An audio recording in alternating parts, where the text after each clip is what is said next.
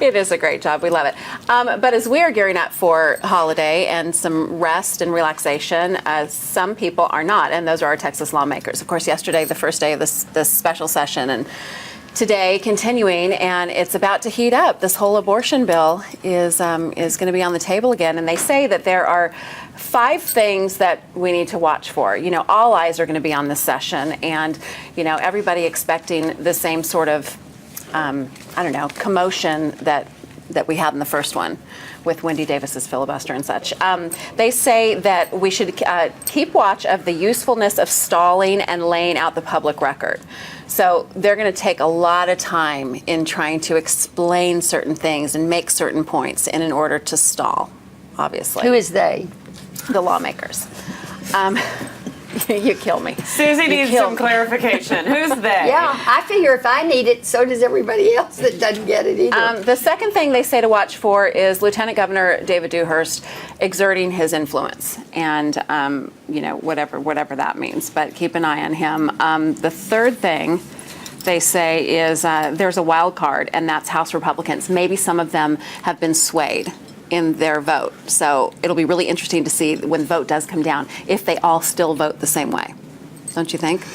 I guess. I don't see what all the hubbub is about. Number one, it is not about doing away with abortions. That's not an issue. So abortions are still legal. It's not about shutting down the clinics. It's about shutting down the ones that don't meet the standards.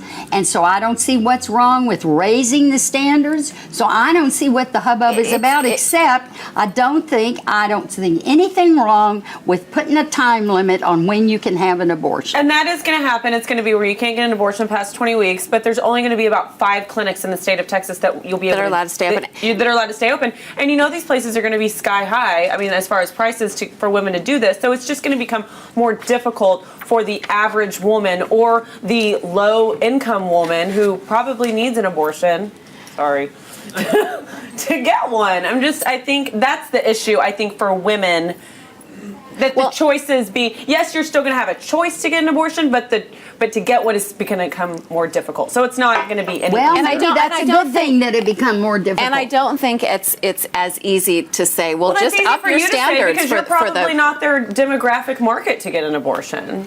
But we have Dr. Darren Tate on the show today, and this will be an interesting question to ask him and see if he has like a different, can shed a different light on it as an OBGYN. And I think that would be interesting. Yeah. And really, and let's talk about the fetus at 20 weeks, because we're talking about. Do we have to talk about I'm okay with talking about fetuses today. Y'all?